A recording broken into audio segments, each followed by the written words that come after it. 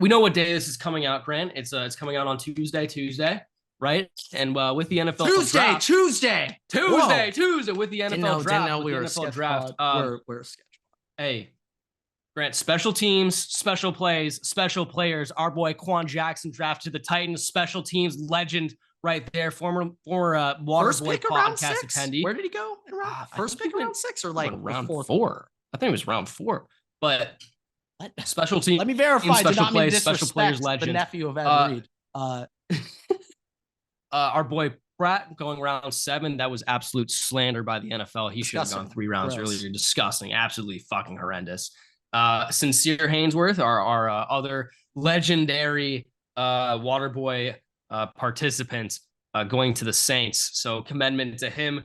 But we just wanted to start off the episode with a little shout out to the boys. A little shout out to the day of the episode. But with that, Grant, that was just all I really wanted to say. I just want to give a little shout out to the legends. If I could, quickly piggyback off that, I mean, these guys, having the pleasure of getting to talk to them, interview them over Zoom, even though it was over Zoom, didn't even get to meet these guys in person, but I can tell just based off firsthand, I've seen Everett develop as a human once he entered the Tulane football facilities. And I know that these Tulane football players carry the same intensity and attention to detail that Everett has acquired since joining Tulane football. And I'm excited for the future. Jaquan, I think, hey, he's walking into a room with some big name wide receivers, which I think is actually a great scenario for him. He gets to learn. I do just want to say, gets to learn from Calvin Ridley, Treylon Burks. He can teach him a thing or two. So it's a great situation all around. Wait, hold on. Wait a second. Yeah, Jaquan can teach Treylon Burks a thing or two. I thought you said Treylon Burks can teach him a thing or two. No. I just had to clarify. No, I had to clarify. We had to clarify. Not saying no. Quan is now wide receiver. Treylon Burks a thing or two. Just one thing, look, I think it's actually a good scenario. As a Vikings fan, he gets a homie. I will say by the way, Tajay was there when he got drafted to the Titans. They should. Hey, I saw that the Rams, they got Sweat to call in for Fisk when he made the draft pick. I hope Tajay made that call to Jaquan. I doubt. No, he was standing there next to him when he picked up the phone. Did they get him on the phone? No. Quan was standing next to Tajay when he got the call. Oh, even more sick. Tajay was literally right there. Even more sick. Okay, that's cool. But look, the only other thing I'm going to say, this hurts me to my soul. That my goat, my quarterback is a Packer. But the only Packer I will ever cheer for. And it's unfortunate that I need to say that, but yeah, it was definitely mixed emotions for you. I was incredibly happy he got. I didn't care that he went to the Packers. I was just happy. Of course, seeing him fall, it was like aggravating to watch. Like I don't know Pratt personally, but I was still pissed seeing him fall, being like, what is going on, right? Like Tampa, Tampa Bay. I don't know why I just thought of them. Just random teams where I guess you can pass on Pratt. Kept seeing all the Rams picks going. I'm like, all right, Rams, you're really bold for sticking with Stetson Bennett over there. Like, shit. I'm not even sure Stetson's with the team right now. So I have no idea what's going on over there. But Pratt will become your QB1. I'm just saying. Like, he's going to unseat Jordan Love in 2 years. Yeah, no, he's going to make people pay. And I'm excited to see what happens. Like he's going to end up having a Matt Flynn game. He's going to go. Well, he's not going to have a Matt Flynn career because he's going to just start and there's not going to be a Russell Wilson. But I'm just saying, hey, this remained true regardless. We don't pray for injuries, but if Jordan Love had a season-ending injury, you wouldn't be opposed to it. Now you really wouldn't be opposed to it. I'm going to be honest, as a Vikings fan, I'd be more scared because then Pratt starting. Ooh, call him out. Call out Jordan Love, overrated bum. I'll be honest, I still have no idea. I threw for 30 plus touchdowns last year. It makes zero sense to me. We're not here to talk about Jordan, okay? We're here to talk about Tulane football team. Exciting times, all right? As we move on from the Willie Fritz era into the Sumrall era. Pat Sumrall? Did I get that name correct? Moving into John Sumrall. Shit. Yeah, I think Pat. Disrespectful. I think Pat Summit. That's on me. I'll put a finger up. But new era Tulane football. We're seeing just a locker room, a culture. Hey, to all I'm you gonna take it down to say USC is, moving on. the quarterbacks, the rookie quarterbacks in the NFC North, did things that Caleb Williams could not do. So, just want to say, Hey, that is winning a we're talking natty, about winning the Cotton Cotton Bowl. Bowl, winning a bowl game. Sorry, in general, things Caleb Williams could not do. So, I just for your argument, I just need to, oh yeah, wait, no, it's true. Caleb opted out of his freshman year bowl game. Him and Lincoln dipped before, so yeah, wow. Caleb only played in one bowl game in his career, and he lost. Yeah, you have It's Michael Pratt. You could hold that on the resume forever. But that can wrap up quick little pre-show, little pre-show. Yeah. Want to shout out the boys. They deserve their praise. They deserve their flowers. So, all right, without further ado, what is going on, everybody? Welcome to an extremely important episode of the Waterboy Podcast. Today is episode 217. We got the 2024 NFL Draft recap. We have our very own NFL Draft expert, Everett, on to break down all the action. Anthony Edwards is officially him. And Everett, we debate, is Jalen Brunson the king of New York? Is he the king of New York? I don't know. 47 points in game 4 on the road, 39 points in game 3. They did lose game 3, but still almost back-to-back 40-point performances. Who's the king of New York? Jalen Brunson, Aaron Judge, or Juan Soto? Who is it? It's one of them. Trick question. It's Daniel Jones. Oh, okay. All right. I like that. Probably a better answer. Yeah, it's a double trick question. Aaron Rodgers Zach Wilson. He still owns them. I didn't even consider a Jets or Giants player when I made that. Literally, they didn't even cross my mind. I was like, it's either Jalen Brunson or a Yankee. The king of New York? I'm not sure. If anybody's about to say Derek Jeter, by the way, I just want to announce to everybody, statistically, he was like one of the worst shortstops in those seasons. You call out his fielding too while you're at it. That's what I'm saying. He was statistically one of the worst shortstops those seasons, including when he won the Gold Glove. Oh, I thought you were going off hitting because he wasn't that great at that either. But hey, we're not calling out Jeter right now. No, we are. We just did. We just called out the captain. I think it's Juan Soto. It's not Judge. It's Juan Soto. Not Edwin Diaz and the Trumpets. No, it's Frank the Tank. It's Frank the Tank Fleming. He's the king of New York. I'm so sorry. I messed that up. So it is Frank the Tank Fleming. Edwin Trumpets. That's funny because very low key. Edwin's doing really good this year, but the Mets aren't winning many games, or they don't have a lead in the 9th, so he doesn't really get those. He doesn't have to come out. I haven't heard the Trumpets this year. Yeah, I've not seen a Trumpets clip this year. Yeah, I mean, we're not spending any more time on this, but I mean, real quick, Mason Miller on the Oakland A's is my boy Luca, Babson legend, is saying he is the best pitcher in the MLB, not best closer, not best really. He's the best pitcher in Major League Baseball this year, and I'm not sure if anyone even knows who Mason Miller is. He's absurd. He throws 2 pitches, Everett, fastball, slider. That's all he needs to get you out. And he averages like an 18 to 20 K9. He gets 2 strikeouts every appearance. He only faces 3 batters a game. Strikes out 2 of them. Oh. He's unreal. But okay. Back to basketball. This one, you're gonna be invested in this NBA content. I'm excited. Everett, going back to your long history in the Great Lakes, the Midwestern Minnesota region, phenomenal in the summer, by the way. Oh my God, I miss some Minnesota lakes. But Everett, Anthony Edwards is officially him. This is what Ant did in that first series against Kevin Durant. Also, just of course, the team will sweep the Suns when Ant had a famous quote early in the year. Yeah, they got KD, but we got Jaden McDaniels. Well, turns out Ant had a point. They do have a Jaden McDaniels and the Suns don't, but this is what Ant average, Everett. 31 points, 8.0 rebounds, 6.3 assists. Shot 51% from the field, 44% from 3 on 8 attempts per game. All right. And it's him. Look, hey, hold on. Superstar. Wait a second. Grant, we're running back to 2 years ago. We're running back to 2 years ago. Okay. I don't know how many people listen. What did to I this, say about watching Anthony this. Edwards 2 years ago? No, it's what I talking said. shit? What Oh, I okay. said 2 years Okay. ago. 2 years ago, I wish it's not going to happen, but it's on TikTok, and I wish that this gets overlaid right now. Pause this and play it. I'm gonna have to find this. I'm curious.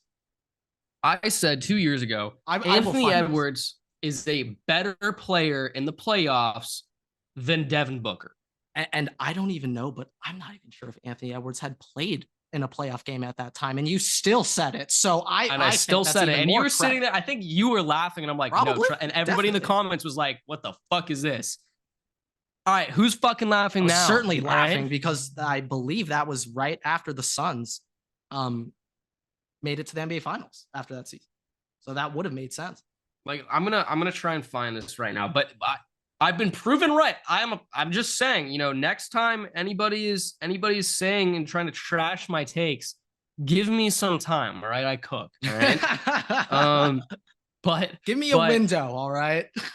Look, I don't like. Is Anthony Edwards? I think the playoffs. Anthony Edwards is the face of the playoffs right now. Like, is there anybody else right now that is Jokic, making as much potentially? But if have we're you just heard much about talking from Jokic? no, I agree with you. If we're talking expectations, like we expect Jokic to be doing what he's doing right now. Like I'm with you, But I also like he's impressed the most. I haven't heard much about the Nuggets, and I haven't seen as many like amazing plays from Jokic this year. I've seen the grew before the playoffs started, but like outside of that, I really have not heard anything about Jokic this year. I will also say from for this playoffs. From a recurring, not recurring guest, one-time guest on the pod, Jeffrey, who is my Laker guy that I go to and just NBA guy. According to him, Ant is here and he is here to stay. All right. And I take his word over a lot of people's words when it comes to basketball. And so if he gives Ant the stamp of approval, that's all I need. But this is what Ant did this series. All right. Game 1, 33-9-6. Game 2, off night, shot 3 for 12, 15-5-8. Then 36-9-5 on the road, and in a closeout game, he dropped 49-6. That's elite shit right there. Anthony Edwards is here to stay. I'm still hunting for this clip. I just got to Clemson, so we're okay, around we're there. We're there. We're getting close. We're in the range. I also want to give a quick shout out to Kat. Want to give a shout out to Kat Everett. I might. All right, hold on. I'm gonna let me listen to this real quick. Let me listen to. Can you play it out loud? Can you play it out loud? Oh, you want me to play it out loud? Yeah, I guess we could do that because it's ours. Play it out loud. I don't really know how much this is gonna. We can't get copyrighted for our own thing. I don't know how much this is gonna like pick up on my mic, but hopefully it picks it up. Maybe if it does, it does. Not gonna lie, I can't hear it right now. Might need you to just recap it after you hear it. But yeah, like finish it. Last point. Shit, I kind of need to ask you. I'll save the Cat point. I feel like I remember a few years ago, probably before we started the pod, you were being a little critical of Cat to a degree. Yeah, so I basically said that Devin Booker is ass in the clutch, and Anthony Edwards was already better than him 2 years ago, and is more clutch, correct? That was it. Clutch in the playoffs specifically, clutch indicating playoff performance and just clutch moments. Yeah, I mean, I guess. Hold on. Let me read. Let me just read the comments real quick. There could be some salty Phoenix fans sitting there, just like, what do you mean, hold on. To Bradley Lore, to Brady Lore. He said, "quote Respectfully, shut the fuck up. You just watched a game 7 against the Mavs and no other Suns game. I did just watch 4 Suns game. What the fuck happened? What happened, Brady? What happened, buddy? Oh, all right. We're calling out Brady. I'm sorry. I'm not sorry, Brady. Okay. All right. I'll give you that one. I will say though, if I remember this right, correct me if I'm wrong, but a few years ago, this could even go back 5 years ago. You were a little critical of Cat. I have been critical of Cat. And by the way, that statement about Ant was during the Grizzlies series. I think it was during the Grizzlies series, and that was that first kind of playoff series, and they made it through. That might have been the Patrick Bev rip off the that probably was that series. I think it was that. I think it was that year. But no, look, Cat has. I've been critical of him in the past because he's like sometimes shown a lot of effort, sometimes hasn't shown a lot of effort, and sometimes has just not shown up. This year, he has definitely shown up, and this year, like, I have nothing but good words for Cat this season. Like this is the cat we were kind of expecting, the cat that we got this past game 4. Like, yeah, like that's the cat that like we need. That's the cat that's kind of more like the grizzled veteran cat, not the young, I'm kind of a bitch cat. And it's crazy to So think that Cat needs to like be a veteran presence now. He's like probably what, 27, 28? Yeah, he's yeah, 28, no, he is which still young for how many years he's been in the league. But look, like crazy. here's the thing. Here's the thing about the Wolves. One, you can never have a Wolves can never have anything without something happening. Chris Finch blowing his patellar tendon at the end of that game with a minute 40 left, like that's tough. And the good thing is, at least with that, like he's gonna need surgery. That's gonna have to happen. But at least there's time right now where they're just resting anyways. And yeah, look, no, we're gonna be sweeping honest. them. If there's a They're time to playing the blow your knee Nuggets. out, it's They're right playing after the a- Nuggets. They're playing the Nuggets. So Oh, you can yeah. at least you can prepare Did you for think that I was gonna already. contesting the Lakers were gonna get that? But hey, Lakers continue the series. Let's just push it. Just push it. Keep pushing it. Hey, snag game 5. Snag game 5. Literally, Well, snag. hey, real quick though, like regardless if the Nuggets close it out in game 5, which might be tonight or tomorrow, like regardless, that their playoff series won't start early or anything. Like it'll still start. I think the maybe Wolves, a day or two early. the Wolves like, home games are still, I think, the 10th and the 12th of May, regardless of how long yes. the series goes for the Nuggets. Yeah. So that's, knowing that that's fixed either way is important. It's also good that one, they're going to play against a team that they've faced a lot before, unless the Lakers have pull some magic out of their ass, which by the way, if that happens, give me the Lakers. Let me play the Lakers. Yeah. Wait. Oh. No. Like let me play. Let the Wolves from the play the Lakers. Wolves perspective. Yes. Give me them. Yes. But the other thing is just look, like because of that, you can take some time away and be able to prepare, and go from there. Like it'll be helpful. It'll be very helpful for the Wolves and hopefully for Chris Finch. And hopefully him missing time does not harm the preparation for this game, because it really can. However, all I'm saying, Grant, I mean, very in Lakers lore, they once had a coach that turned it all around for them when they first got Magic. Can't remember the guy's name. You've seen Winning Time. Was it not Pat Riley? Pat Riley, nope. Coach of that team. Jack McKinney, the head coach Jack McKinney. The McKinney Mile they started playing really well when they got Jack McKinney. I have not seen Winning Time, by the way. When you said that, I was like, Jack McKinney, great series actually. Jack McKinney got in a bicycle accident and couldn't finish out the season. So then he was supplanted. Wait, when was Jack McKinney coach? I'm reading right. Wait. 1979. He was literally there for a season. Then they went to Pat Riley. Then they had Paul Westhead, and then they went to Pat Riley. But either way, Jack McKinney was out for the rest of the season. Paul Westhead takes over, and I'm pretty sure they won the championship that year. So because of I'm just saying, maybe something happens. When adversity strikes, however teams fight back, maybe it's something like, hey, we're gonna win this for Coach Chris Finch. Even if he's there, this is more motivation for them to be like, now we are winning. Potentially, I'm looking up Pat Riley right now from Pat Paul Riley Westhead Paul Westhead was the coach. That was right after McKinney, though. True. I'm just looking up Pat Riley, 4 rings with the Showtime Lakers. But like the sickest shit we're saying this for 2 seconds. Pat Riley, he was president of the Heat in 2006 when they were going on their run, I'm pretty sure. And they were literally just like, hey, Pat, if we're going to win the ship this year with D Wade and Shaq, we're kind of going to need you to coach. He's like, fuck it, I'll coach for this year. Won the ship. He's like, all right, I'm back upstairs. Like, that's goat shit. That's goat shit. He's like, I don't want to coach, but like to win a championship, I guess, as a president of the Heat, this is my duty. So sure, I'll coach.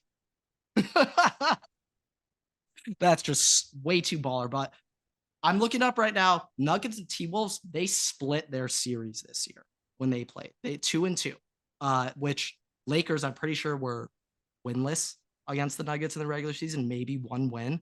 But no, they were winless. Until game 4, the Lakers had lost 12 straight to the Nuggets, Everett. 12 straight games. What the heck? That had to have gone back like 3 years. Let's focus a little bit more on the Wolves and stuff right now. Split series with Denver, which I like. Anthony Edwards is Lisan Al-Gaib. He is Lisan Al-Gaib, right? Lisan Al-Gaib. Okay. He is the chosen one. We have been waiting for this for a long time. Javier Bardem impression real quick of Stilgar. Can you do that for me real quick? Lisan Al-Gaib. Lisan Al-Gaib. The eyes. Give me the eyes. Give me the eyes. Yeah. Well, he is Lisan Al-Gaib. First of all, that. Second of all, when Ant shows up to the USA Olympic team, it's just I smell bitch in here.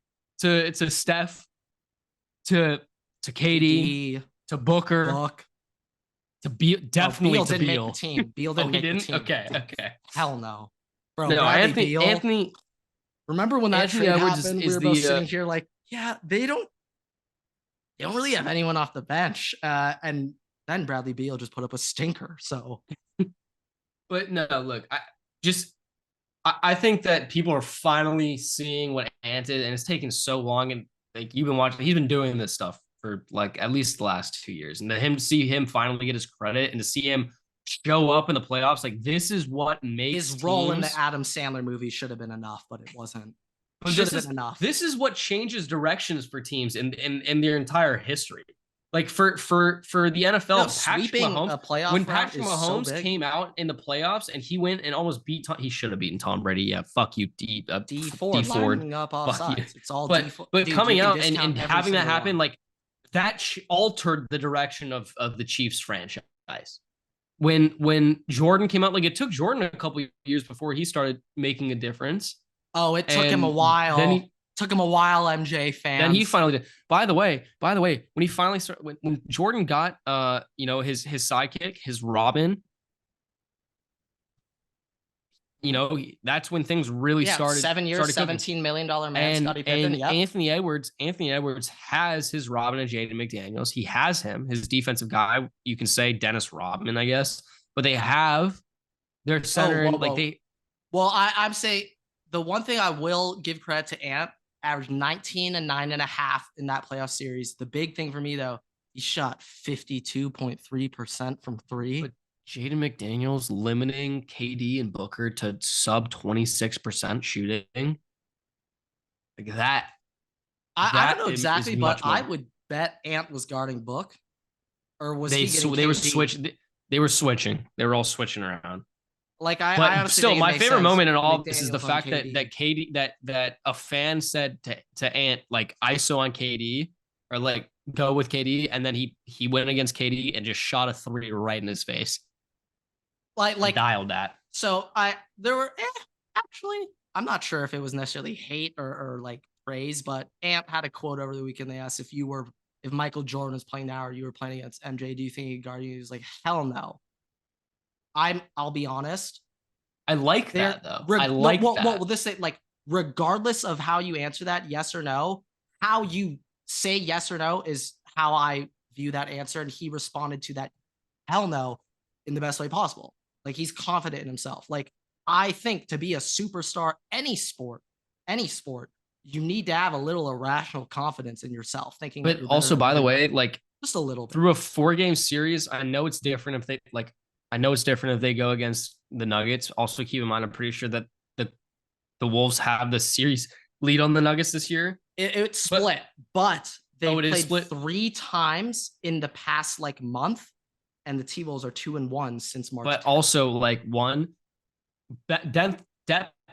bench depth either way. Like put that aside. Just beating the Suns when everyone was like, Suns in 4, Suns in 5. Like they have KD, they have Booker, they have beating that. Immediately gives you like a spark going forward, and like that gives you momentum. Yeah. And on top of that, I don't know, like on the Nuggets, right? Is it gonna be Jamal Murray guarding Ant? Like now, Aaron if Gordon? If I were to guess what they're gonna do, it could. Well, this thing, Jokic is gonna have to just naturally be on Gobert. He'll naturally just have to guard. Because no one else on the Nuggets can really height-wise matchup. And you have Cat, like the next tallest person, I'm pretty sure, is Aaron Gordon. No, yeah, they're gonna do, and Aaron Gordon plays good. Aaron Gordon's actually been playing really well. That's why I'm asking who plays it, because if Aaron Gordon's on Ant, then I feel a little bit better about it. But no, he has to be on Cat. Like, I think. So then you leave an Ant. That's Jamal Murray's problem. Well, this is the thing. Who's their point? I would say it would arguably be a waste having Ant guard Michael Porter Jr. because he's just sitting in the corner. I feel like you get more value out of Ant having him guard a ball handler. Michael Porter Jr. He probably guards Murray. He probably guards Murray. That hit him or Mike Conley. Like Mike Conley's got to. I'm just saying, I had this conversation with my friend the other day, and he was like, "Look, big ball works in the regular season. It's not going to work in the playoffs." And I was like, "You know what? I disagree now. I disagree with you. I think that it does work." He thought that the Suns were going to lose the series, but it would become like a 6-game series. I said no.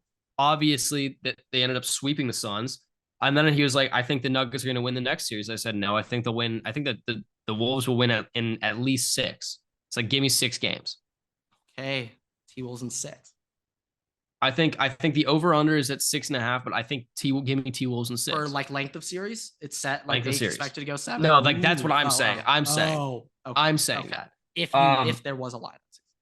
I think the Wolves win in 6, but also like let's say the Wolves do win this series. I'm seeing Nickeil Alexander if the Wolves Walker averaging 12 and 4 in 30 minutes, like he might be. The Wolves have incredible depth.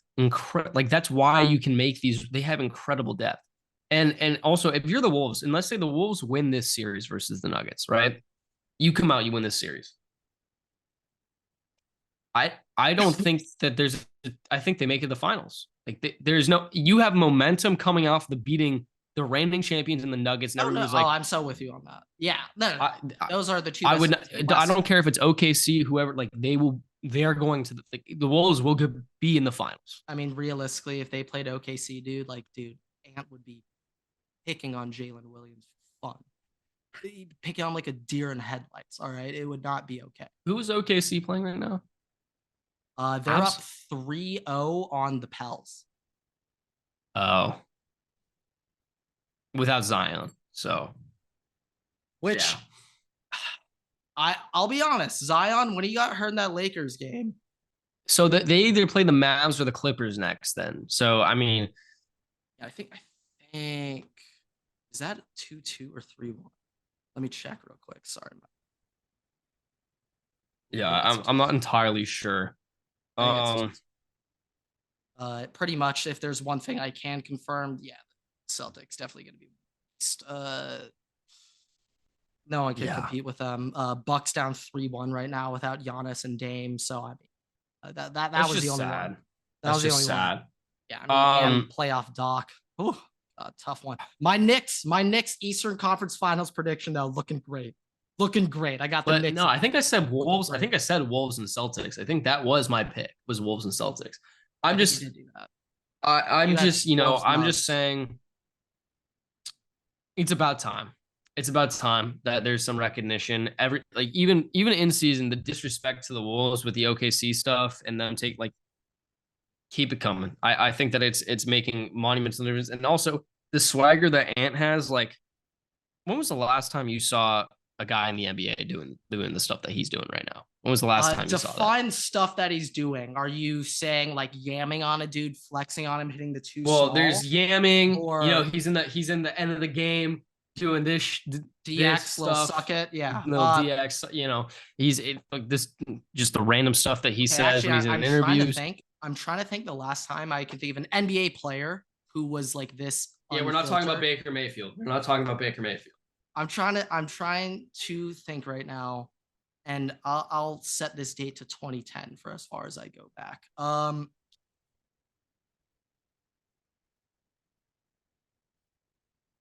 Yeah, no, nobody.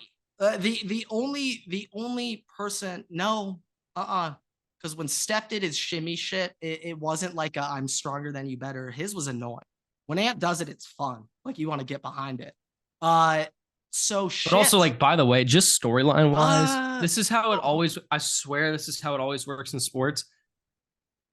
Ant basically a good question. leveling KD this series, this is like a passing of the torch. This is an establishing. I think KD is going to run back to the Oklahoma City Thunder. I'm just saying this is a passing the torch moment. Like, hey, I'm still good. I'm like, I'm KD, but I've had my time. And go be great. Like that's.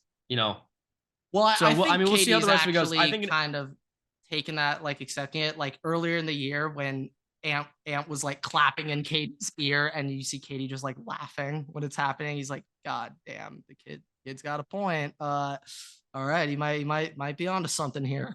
But yeah, no, sweeping KD, who I bet was one of Ant's idols growing up. Yeah, that's very big. That's daggers to the face. Okay, Grant, let's look a little bit at the NFL now. We just had the draft. I guess that happened. That was pretty important. Yeah, no, not as important as the Waterboy Dynasty League draft this weekend, but God, no. First thing I was considering doing a live stream for that. That live stream might last 2 weeks. That's a Jerry at Jerry night, after dark. That's a Jerry after dark. That's like 2 weeks. First thing before we get in the draft, Guardian caps have been authorized for in-game use in the NFL. I get player safety, so I'm not gonna be like, hey, why? Player safety is important. But we're gonna really know if you have drip or not if you're wearing that in game. By the way, I cannot wait until week 1 and Tua has one on. Okay, I'm having fun here. But Tua, Mason Rudolph, if Antonio Brown was still playing, Cole Beasley. No, Antonio Brown? No. Antonio Brown would wear one without a helmet on. He'd just have it on his head. An old school like helmet. Rugby players? Like yes. Like I think though, shit, like I'm for this, to be honest. Hey, if I was the owner of the Miami Dolphins, I would want Tua to wear this in game. Like I would want him, knowing that's allowed. Like you would be stupid not to a degree. Like guys with serious head problems like that, yeah, like that would be concerning. One thing that I think though that I've never really thought about, but I'm thinking of a way you can get an advantage having the Guardian. And I think for interior, I'm gonna be honest, those things flop off, and no, they like. Oh, I remember. Off. I know. I'm just talking here. If your helmet is bigger, could that somehow give you an advantage? I'm going back to my firsthand experience playing left guard at my high school. I'm gonna workshop. I think it gives you a disadvantage because maybe somebody tries to rip you out by the Guardian cap, like that. Somebody's gonna get tossed down because they get their hands underneath. Do we have a new extended face mask if you pull Guardian? Works. No, that's gonna be. It's gonna work the same way as hair. It's an extension of the player. You can rip somebody down by the hair. You're gonna do that by a Guardian cap. But it's just going to be interesting. I'm going to be curious how many players do it. I think that if anybody really does it, it's going to be more O-line, D-line. So like we're actually bashing heads. Running back. Here's my question to you. So unswag. Here's my question to you. I don't see a wide receiver ever. Would it be really drippy or really not drippy for a kicker to wear one of these? I think that'd be so funny. I see where you're on to, where it's like, because you're a kicker, you're like, if you wear any sleeves, it's not drippy. Like you need to be as plain as possible. Yes, that could be their accessory. That could be the Guardian cap. And like, that could be it. That could be their thing. One thing I just immediately thought of, I don't know. I've only seen Guardians in black. Do we have them in white? Will they put a bolt on the side? Most of the Guardian caps are in white. Yeah, no, they're putting logos on the side of it. That's what they've already said. Oh, okay. I had black ones. I was just thinking about that. That's not a hard thing to do. I was just thinking about it. I was just interested. I could see that getting like really required early ages. Though I think it's already middle school football. It's supposed to be required in Guardian on. I think in practice, I don't know. It's a CIF rule for my. It was a rule in practice. You do need to wear it in practices now. Yeah. But I think that we're gonna see. I think we're gonna see a lot of people wearing them in the preseason. And then they probably take it off during the season. Like, why not take it in the preseason? There's You nothing. get one drive anyway. I mean, fuck it. Who cares? Like, yeah, and they're already trying to limit that down from how many games they want it to be 2 games in the preseason, 18 weeks now. By the way, did you see that? Roger Goodell, low key, 2 weeks of preseason, 18 weeks of games, and then you're supposed to have the Super Bowl on President's Day weekend, so you get a 3-day. I am still also kind of makes sense the because Monday after the Super Bowl should be a national holiday. That kind of makes sense still, though, because of the fact that college football is now running later. Yeah, I think right now it's set up that the 12-team format, that championship will take place either wild card weekend or divisional round, not championship. Yeah, so it makes sense to kind of push things back a little bit. Also, I'm just saying, even if they don't, making legally President Biden right now, whoever the future president is, making a holiday after the Super Bowl, just a national holiday. One, anybody who really doesn't follow football would be like, dang, I got this off for football. So now I'm going to watch the Super Bowl. And also it'd be like more people would, hey, Roger Goodell, good for the economy. All right. It's good for the economy. Roger, take notes. Good for the economy. Roger Goodell for president. Think about it. Adam Silver and Roger Goodell, co-presidents. VP. Rob Manfred, Secretary of State. Oh shit. We might be screwed. God. We might be screwed. But okay, draft talk time. So we probably have to start with it, right? I mean, no, I want to start with something not leading else. with it. Okay. I want to start with something else. Grant, the Buffalo Bills did it again. The Bills did it again. The Bills traded and gave the Chiefs Patrick Mahomes, and now they just gave him Xavier Worthy. And I understand the whole. That's actually the number one team as the Bills. I know in you divisions, cannot give the you Chiefs can't trade anything. with the Chiefs. You can't You're trade not with allowed the Chiefs. After the Patrick Mahomes incident. You're not allowed to trade. Like I feel like that should be a fireable offense for their GM at that point in time. So I don't know if Xavier Worthy beats the Bills to go to the Super Bowl. And Patrick Mahomes is who throws the ball to him. I'm gonna cry laughing. That's gonna be so funny. Another incident, and I guess this can lead to some other things. I can just see it right now. Bills got a 4-point lead. Minute 20 left. AFC Conference Championship game in Arrowhead. They're looking like they're gonna take them down.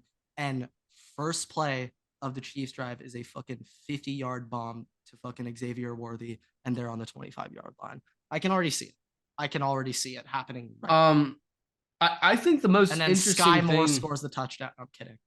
The most interesting thing of this whole draft is the fact the Falcons took Michael. Falcons had one of the worst drafts I've ever seen. By the way, they reached in the second round. They reached in the second round for a DT when they still had a lot of other guys, including Mike Hall, available. So, and I think Jerzon Newton was also available when they took this guy. But taking Michael Penix, I know the whole that was the first defensive tackle taken. Hudson Boy. Byron Murphy was the first defense tackle.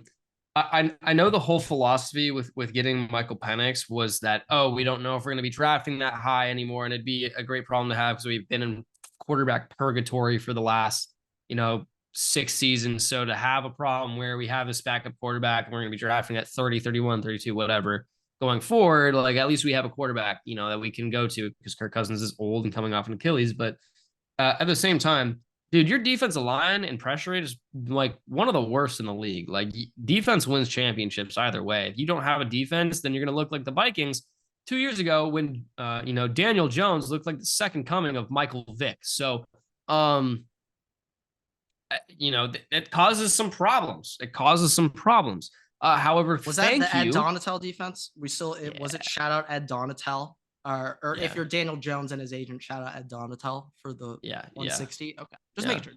But thank you for drafting him because it ended up giving us not only JJ McCarthy but Dallas Turner at 17, where everybody thought he was going to go in the top 10.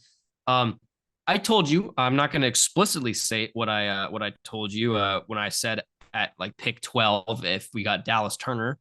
What would happen if we got Dallas Turner and how happy I would be.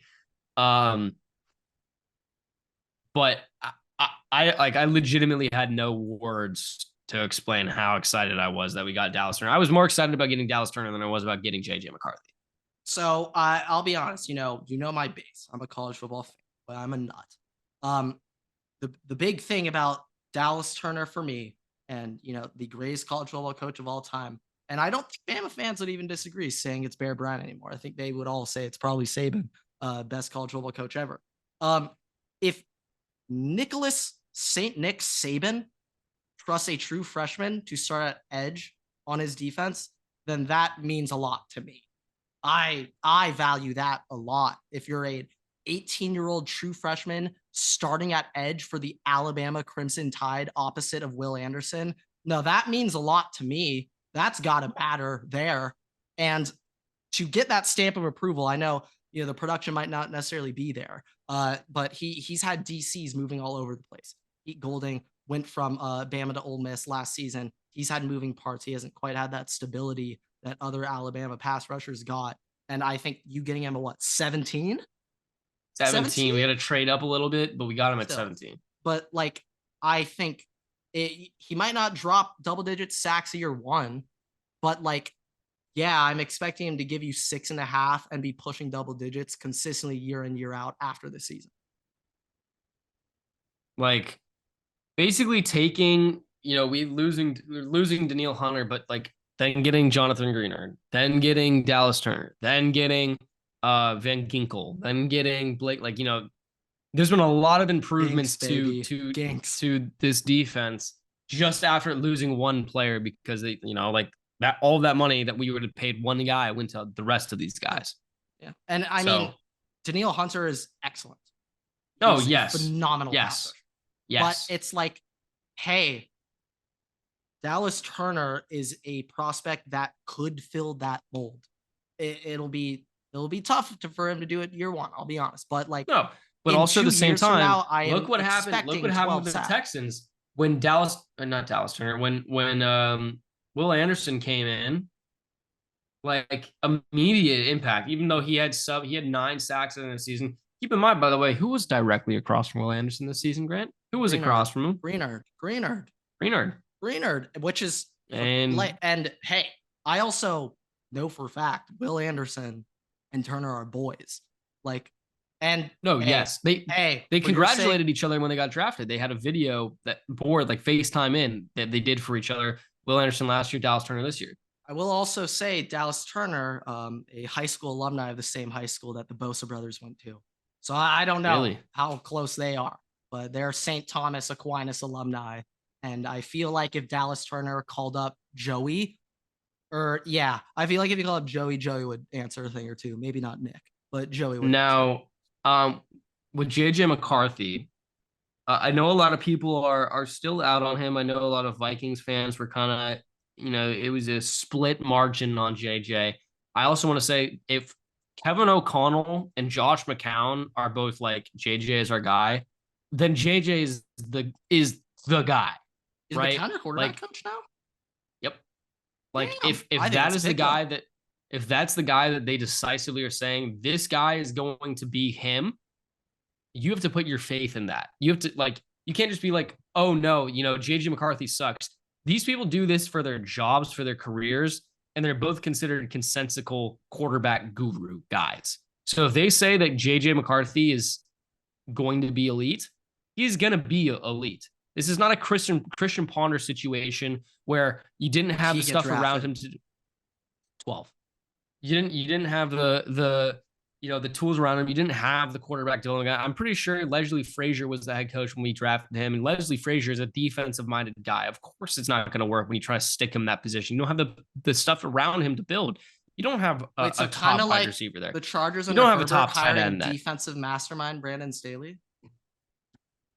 Just not gonna almost except Justin Herbert was already there when that happened. I don't know if Anthony Lynn was a wide offense or defensive guy. He might be defense, but probably neither. Probably special neither. Teams. Like Bisaccia. but hey, don't slander Rick Bisaccia like that. He is the GOAT. Yeah, he's coaching against you now, right? He's Packers, yeah. Yeah. Packers He's a special teams coordinator for them. But look, I think also it's important to note, I don't know if you saw this, but Kevin O'Connell developed an individual plan for every quarterback prospect that they were going to draft. He developed them a developmental plan for each of these quarterbacks. So, different stages, different steps, different milestones to hit. For JJ McCarthy, it has been specifically stated that they're not going to rush him, and that in order for him to start at all, he has to reach certain milestones at certain points. So for him to be specifics on those milestones that we know of, but even for him to dress for a game or something like that, milestone markers that he has to hit in his development. And for me, that shows, hey, you know what? An example of a milestone. But like but like here's the thing: the comparison, everybody's like, this guy's Zach Wilson, this guy's Christian Ponder. Do you think Zach Wilson had a developmental plan like that? Do you think that was a thing? No, they threw him out there to the wolves to die. I mean, Zach Wilson was going to die either way. He was one of those. It's a battle of the fittest. Nature takes its course, and that was Zach Wilson. Seeing Zach Wilson stand next to the other guys in the first, you should have known by then. I knew those could be negative aura. If I was the Jets in that situation, Zach Wilson could have been my QB1 the moment I saw that come out and be like, Bo Callahan, get him out of here. Yeah, I mean, I just, that wasn't a great look for him on draft night. No, having this developmental plan makes me feel even better about it, and that's why, I'm going to continue to say JJ McCarthy probably is not going to start this year. If he does, it's probably the end of the season. But like, I don't think that they're gonna say, "Hey, JJ, get in here. It's week 5." I think the understanding is this is a developmental process. We're not gonna do anything if he's not ready and Sam Darnold sucks. It's Nick Mullins' time. It's not gonna be JJ McCarthy time. Right. So I also think, we're working on contract extension right now with Justin Jefferson. And by the way, like I said, everybody needs to realize Justin Jefferson probably was like, yeah, no, I'm cool with JJ being my quarterback. And if Justin Jefferson is saying that, I would assume if Justin Jefferson's opinion is that too, why do you have doubt as a fan of what JJ McCarthy is going to be and how that's going to affect the team? Because you're not inside that locker room. As long as JJ is happy, we're happy. Yeah, no, you're not inside that locker room. The most that you have is, I've seen him play, and he just hands off all the time. He's a handoff merchant. Okay. And Anthony Richardson didn't start he had 1 season of play, and like Grant said, he couldn't hit the side of a barn before he came to the NFL. I actually think AR-15 had 240 career pass attempts for the NFL. It makes negative sense. I'm just saying the negativity is BS. If there's one thing I'll protect JJ McCarthy on, I can't believe I'm doing this as an Ohio State fan, but I'll never forget there was a quarterback battle started the 2022 season between little Cade McNamara and Joseph James McCarthy. And they let Cade get game 1, JJ game 2, split off game 3, yada, yada, whatever. I remember talking to my Michigan friends, telling them bro, if you guys start little Cade over JJ, then I don't understand what you're doing. JJ has the chance to be a game changer on offense. Now, Michigan, they probably would end up being okay if it was still Cade. They were running the ball that efficiently and effectively. But it's hey, I'll be honest, you can't really knock JJ if you average 4 yards per carry in the red zone. Why would you not run it every single time? I don't blame him for that. If there's one thing JJ haters you can point to, look at his numbers and look at the Michigan pass game before and after they got exposed for cheating. Just look at how they trusted JJ moving forward. If you're going to point at anything, now I don't really take too much credit into it at all. I don't think that's the reason Michigan won the national championship. All I'm saying, Kevin O'Connell technically views Bill Belichick as his great mentor. So I mean, maybe we're. I can set up a Spygate with you guys if you maybe we're gonna be fine. I can set up something for the Rams for you guys. But if there's anything you point to that. And you can point to Bowling Green when they did ask JJ to be Superman and he threw 3 picks. Like those are the games you can look at. But yeah, and Caleb Williams threw 3 picks against Notre Dame. no. Like he was the Well, Bowling defining Green, factor Notre against Dame. that. No, there's a big difference there. But like JJ, No, but yeah, I'm but going to still. say that like I'm not taking too much. Like he genuinely had a lack of experience with their offense and like he did, and so not necessarily fair. Like I don't even really think you can make a comparison for him at all because it's like, yeah, he sat in the pocket a lot at Michigan because his blocking was great, protection was phenomenal, and but he is very mobile in the backfield. Like it's not built in him to scramble like Jane Daniels ever. But if shit goes down, if somehow Christian Darrisaw somehow doesn't seal that block in 3 seconds and somehow he lets an edge go in under 3 seconds, like JJ is elusive and can make guys miss. Like look, I understand the picks, run. But so which season was that Bowling Green game, by the way? Last season, like week 3. 3 picks. He threw 4 picks all seasons. 3 of them came in 1 game. No, yeah, like no, to me, true. Pretty good. Even though at Bowling Green, well, one called that pick against Bama to Caleb Downs, but forget it. Still 5 picks. Forget it. Still fine. Forget it. Like I don't like his completion percentage got better every year. He took more attempts every year, passed for more yards every year. The only thing that didn't change was his TDs. That was it. So I'm not. Also, by the way, the Vikings don't really want to run JJ McCarthy too. Like they don't really want to design runs. No, I'm not. I'm saying it's not like he is going on design. I'm not saying that. I'm just stating a general thing. I was just stating a general thing. Yeah. But I do think though that McCarthy, he has the potential to like really develop and be a gunslinger. Like one thing that really impressed me ever was him being number 2 football velo on like that was very impressive to me. Like you can't teach that. You either have the arm strength or you don't. Like that was extremely impressive. Like my most concerning things are like we're looking at these games like Penn State. He threw 8 passes that game. I don't know if he got hurt, but like no, ever that was the game where they passed 1 time in the second half with a single digit lead. What is that? 7 for 8. That raises eyebrows to me. That one's the one because that was right after they got exposed for cheating, and now suddenly JJ they were seeming to open it up earlier in the year, letting him throw. But the second Penn State rolls around, it's a close game on the road. What do? They literally pass the ball 1 time in the second. Like that. Yeah, that raised some eyebrows to me. I'm gonna assume though that the Vikings did a lot of due diligence when it came to this season specifically in that game. No, I think there's no way they did.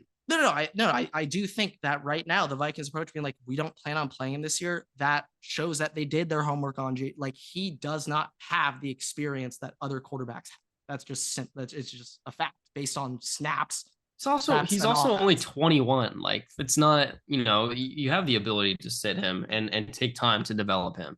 He doesn't need to play right away. And Sam Darnold's a GOAT. That'll be an adventure to watch. I'm so excited for that.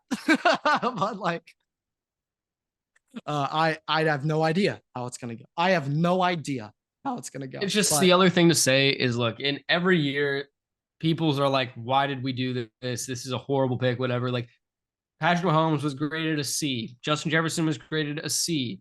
Like you're gonna have guys that show up and show out when you think it was a bad pick. And I'm gonna got graded as a C. Yeah, he got graded as a C that year.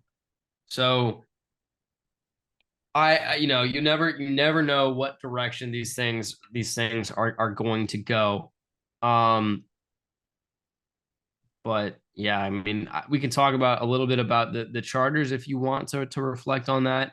The Vikings rest of their draft was just interesting. There's not too much to talk about there. So yeah, we could talk Chargers real quick. I'll just say for as long as I can, this might be one of my favorite drafts post-draft compared to previous ones because of the later rounds.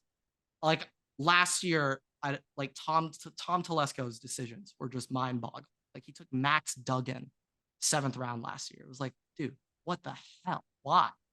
Just very, very questionable draft choice for him. And I didn't quite feel that this year out of Ortiz. Now, obviously, I wanted Neighbors. I wanted Neighbors at 5. Joe Alt's there. And, after sitting on that, like we were kind of talking about earlier, like if you're going to take tackle, just like trade down and do it. I was sitting there thinking that too. Like, realistically, like who could they have traded down with their potential? Like, I don't even really know. Clearly the Vikings didn't want to trade up at that point in time. I'm saying so it you're didn't off. like so like then there really isn't anybody you can trade with. Like you to could get trade value and like because the whole point is that you wanted to be able to get a top tackle, because the whole reason we were talking about they should trade was thinking that they would get 2 picks, so then they can get a wide receiver and a tackle. Yeah, but if and the fact that wasn't on the board, then yeah, it kind of makes sense. And by the way, you guys not taking Neighbors gave the Vikings a quarterback, so like, it worked out for us. So you're welcome. Worked out for us. You're welcome. But I think it still worked out pretty well. Like Ladd McConkey is a great pick in the second round, even though you still could have a great pick for the way the Chargers. And I do think Brendan Rice, I think he went in the 7th, getting him that's a very valuable pick. Yeah. No, and for the sole fact, like, 1, he is Jerry Rice's kid, and 2, like the whole thing of slipping down in the draft, and he was dealing with a lot of trauma at the time. Funeral at the time, so that's one of those things where you look back in 20 years, you're like, this is why this kid became like a Hall of Fame wide receiver. Yeah, and I mean, I've been very critical of Brendan Rice on this podcast as a USC fan. I thought 2 years ago, I was just very underwhelmed with how he played. Last year, he stepped up. He was wide receiver 1 for USC last year. He stepped up big time. And yeah, I was shocked to see him fall to us round 7. But considering the Chargers wide receiver room right now, yeah, that was a phenomenal pick. Like he's 7. in a position where he could. I think he's going to start. He could win wide receiver 1 because there is no wide receiver 1. I think he's like actually has a shot at starting at X. I really do. Like Ladd's, you never know. Like that's also one of those things where it's like people are talking about who could be this year's Puka Nacua, who could be the value pick. Brendan Rice is one of the biggest value picks behind Michael Pratt of the draft. Now, out of respect to Puka Nacua and respect to Brendan Rice, I will not put that label on him saying he's this year's. Well, no, I'm just saying in general in the draft. Wide receiver, I've been seeing it. Yeah, like, there you go. Because I've been it's the sole fact that he was not expected to go round 7. It was like round. So, yeah, I think he was projected like round 4. So yeah, he fell off a little bit. I absolutely love the Junior Colson pick, round 3. Absolutely love it. Junior Colson, he's great. One guy great I'm really match. happy no longer plays for the Michigan Wolverines as an Ohio State fan, but he's big, he's fast, he's athletic. I think he's like 6'4", 240. He's going to be a nice addition in that awful inside linebacker room, Everett. It is awful. So he's going to get a lot of playing time, 100% this year. Also, he's rejoining Jesse Minter. His DCs from Michigan. Like the entire defensive staff came over, so he'll be in the like he knows what he's doing. He'll be up to speed on things. I expect him to be ahead of Dion Henley on the depth chart from day 1, literally based on playing under these coaches for the past 3 years. Ladd, I will say I absolutely love that pick. I will start off by saying, does Ladd solve all the wide receiver problems of the Chargers? Hell no. Well, what are we talking about? God. But it's a good starting block. No, yeah, and I do think that that's a next year we get a wide receiver 1 early in the draft kind of deal. Well, right now, according to the mock drafts, we're taking right tackle next year. So you're joking, right? Everyone on mocks just like, well, yeah, Charles will just take another lineman for. I'm like, dude, no, we're done. We're done with that. We did it. Another right tackle. Like, what are we doing here? Yeah, like that. That's what the mock drafts are. Like, pass on Emeka Egbuka for a right tackle from Maryland. Like, what are we talking about? What are we talking about, people? But I love Ladd. Or the guy from Mizzou too. That guy, him. I think it was him actually, not Maryland, Mizzou. But well, no, there's the wide receiver from Mizzou. Oh, Luther Burden. And, and also McMillan, or not McMillan. Hey, I'll be honest. Yeah, Tetera. Yeah, Tetera. Like, bro, Luther Burden's going before Emeka. I'm not gonna lie, bro. Luther Burden's different. He's different. Little thing with the draft. Jameson Williams. That's all I know. Little thing with the draft. I just want to say we were just talking about quarterbacks. This is from our guy Theo Ash. I know how much you love him. This is I actually am really okay with him now. This is first round picks, first round quarterback picks by honestly. Age. 3 of these guys are from this year's draft. Tell me how many of these guys you think are hits and how many you think are busts. Okay. Save it till the end, okay? You're telling me all the drafted quarterbacks? I'm going to tell you the first round quarterbacks drafted, and like this is the oldest quarterbacks draft, okay? Brandon Weeden's the oldest, 28 and a half years of age when he was drafted in the first round. The next oldest is Bo Nix at 24.2, then Michael Penix at 24, both this season. Okay. Here are the rest of the quarterbacks. Let's just go with this. The youngest quarterback on this list is Tebow at 22.7. That's the youngest. I'm just going to go through it. Not going to tell you the age. This is just going to be in order. Got it. Okay? Got it. Kenny Pickett, Ryan Tannehill, Joe Burrow, Carson Wentz, Jaden Daniels, Christian Ponder, EJ Emanuel, Baker Mayfield, Jake Locker, Mac Jones, Mitch Trubisky, Tim Tebow. How many on that are hits, Grant? How many quarterbacks in that group is a hit? Say the first 3 again. I'll be honest. When you were saying that, I was thinking, wait, how long did these guys play in college? I'm not gonna lie, that was my first thought. The first 3 quarterbacks were Brandon Weeden, Bo Nix, Michael Penix, but we're not going to count rookies right now. Just the pre-existing list. There is one quarterback who was drafted over the age of 22.7 that I would consider a hit, and that's Joe Burrow. The rest of these, Brandon Weeden. I have a slight explanation, but go on. But still, Brandon Weeden, Kenny Pickett, Ryan Tannehill, Carson Wentz. ACL injuries, it don't matter. Christian Ponder, EJ Manuel, Baker Mayfield, Jake Locker, Mac Jones, Trubisky, Tebow. None of those guys, like Baker Mayfield's having a revitalized career, but for the number 1 overall pick, no. No. None of these guys, except for Burrow, and you could argue Baker Mayfield, have worked out. And Carson Wentz, it sucks because he blew out his knees when he was an MVP caliber candidate. But still, at this point in time, he was actively rooting against the Eagles winning the Super Bowl when Nick Foles replaced him. Like, dude, none of these guys. Like, you're kidding me. None of these guys have worked out. So that, that is just interesting to see when we're talking about those hit rates. My one slight explanation for that is like Joe Burrow was kind of the first quarterback we saw where the transfer portal, didn't have to sit out a year to immediately transfer. Like that. True, but it doesn't really have an impact on your age when you were drafted.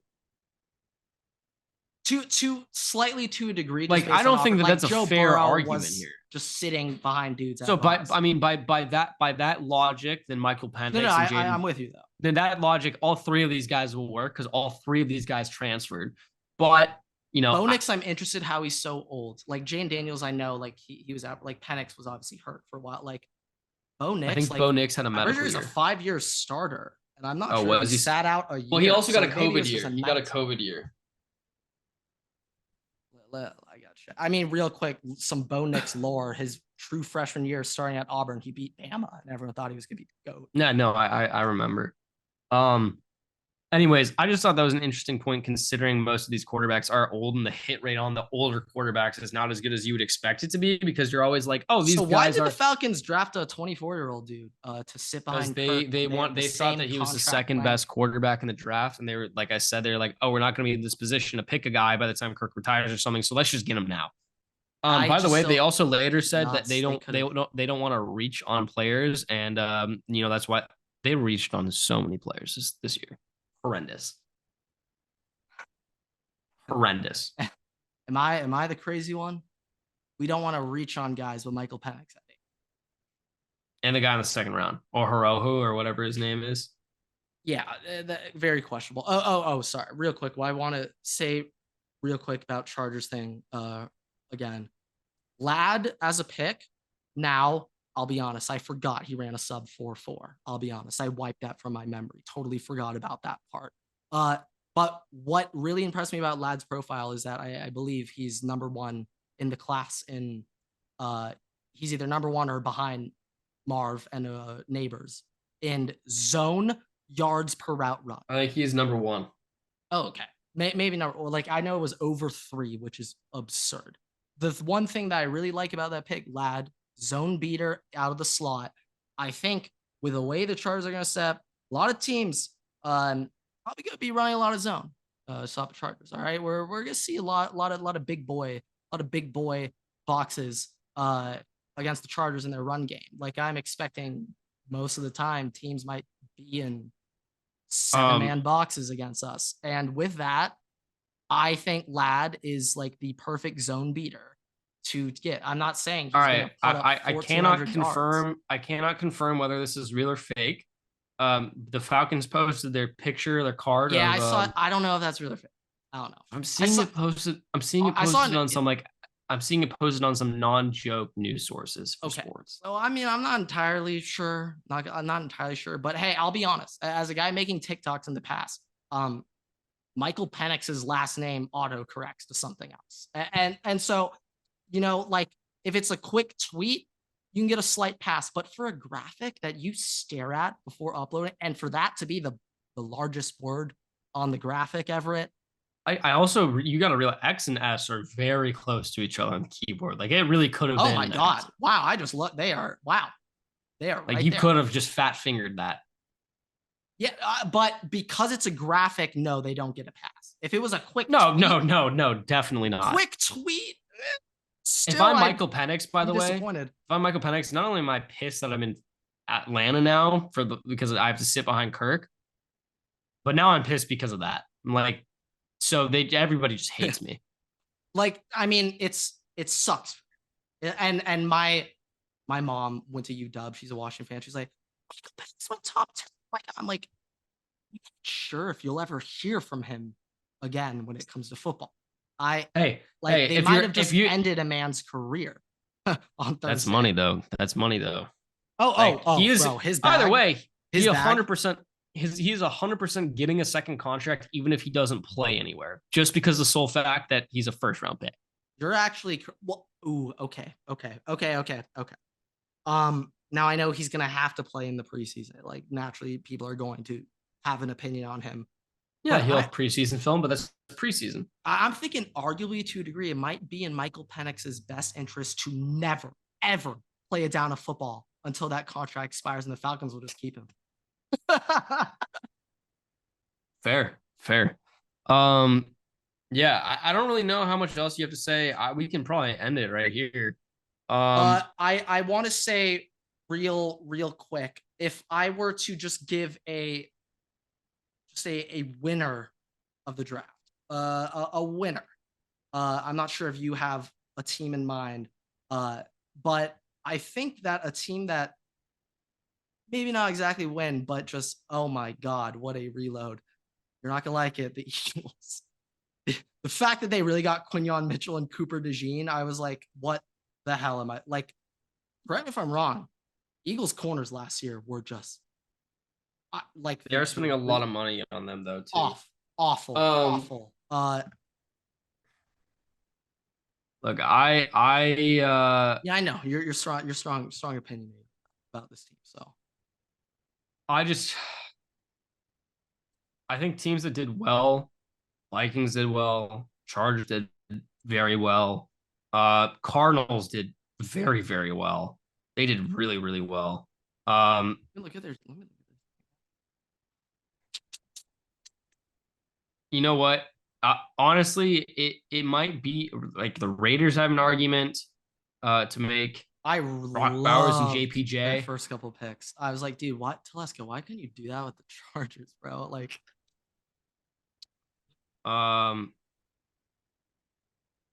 Steelers had a really good draft as well. They refortified that offensive line, got Roman Wilson in the third. Like, I think that there's a lot of winners. There's a lot of winners.